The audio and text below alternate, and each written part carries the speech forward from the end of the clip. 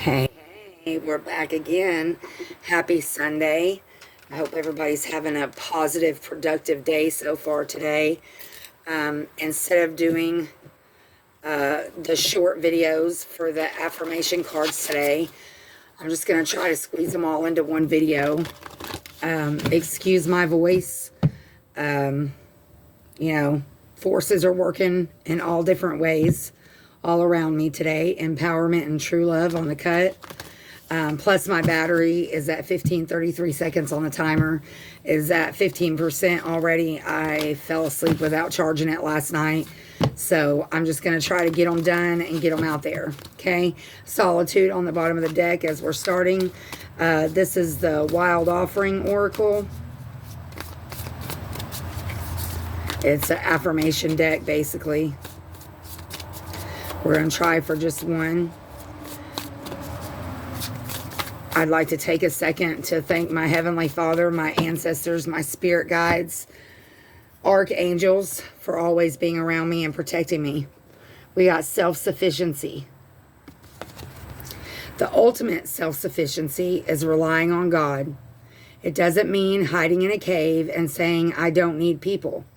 Instead, it's saying, God is my source, and I am willing to receive all the help, love, and support that wants to come. Okay, so now we will get a chakra card.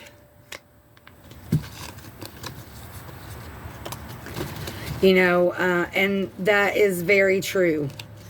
And unfortunately, sometimes we think that the help is coming from God, when in reality, it's not. That's where our discernment is very important. And unfortunately, sometimes those that come to you in God's name are not truly there on His behalf. And sometimes they're just lost and confused and they don't realize it. Sometimes they judge people even though they're not supposed to. Sometimes they experience just because we're believers doesn't mean we don't experience the same things that other humans do.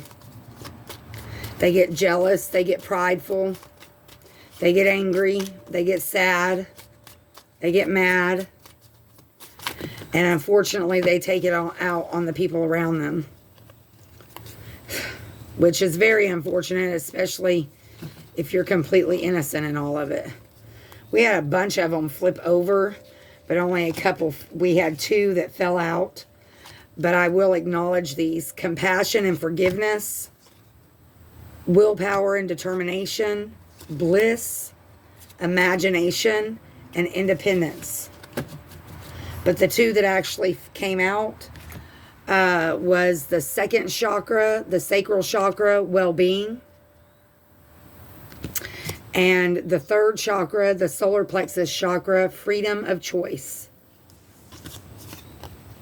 I honor and respect my body by giving it what it deserves to thrive. I provide myself with the best of food, exercise, water, relaxation, therapeutic treatments, and thoughts. I only consume foods and liquids that were designed by nature to be in my body. I stimulate my body's energy flow with exercise. I make time to rest, as stillness and tranquility are vital to keep my mind and body rejuvenated.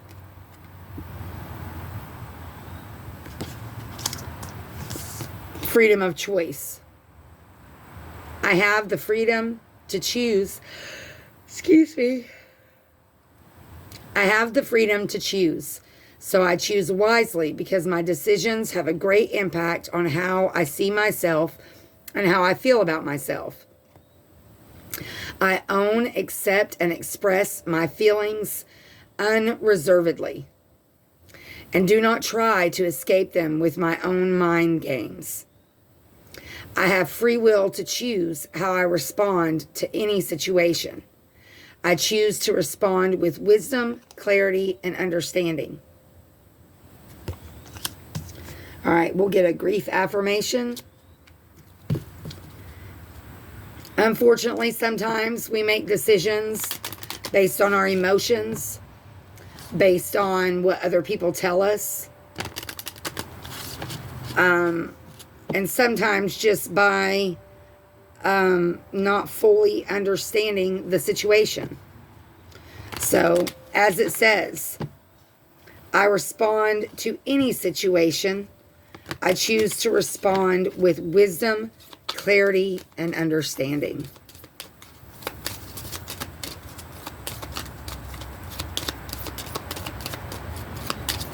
I may come back and do the yoga cards and the exercise cards. We'll just see how much battery the phone has left once I get done with this. It was 5:44 on the timer when I looked. I will be patient with my grief.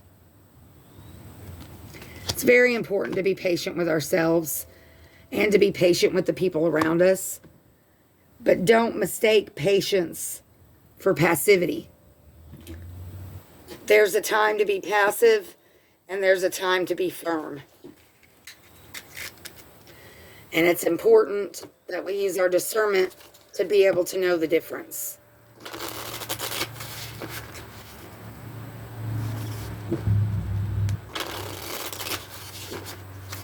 These are the space cards. Just our educational moment for the day. I think it's important that we all strive to learn something new every day. If you're doing it right, learning multiple new things every day. Lunar eclipse. Let me show you the picture first.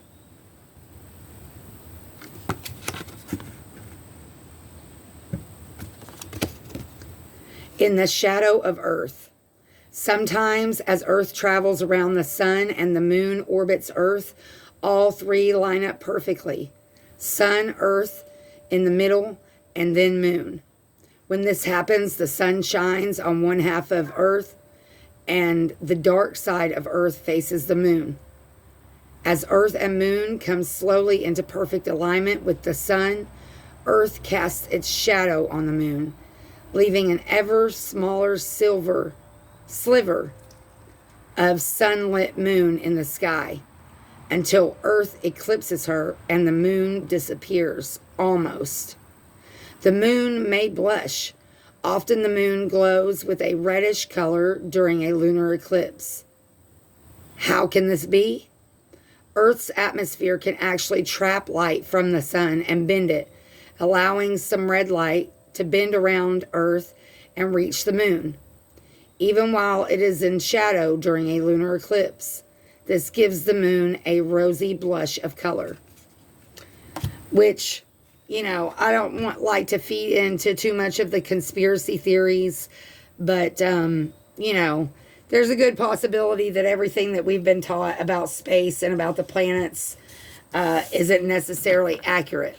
But for the time being, we're going to go with it. And honestly, I think the last time we pulled cards, we got that same card. So, as always, be blessed, find peace, and I'll see you next time. Bye.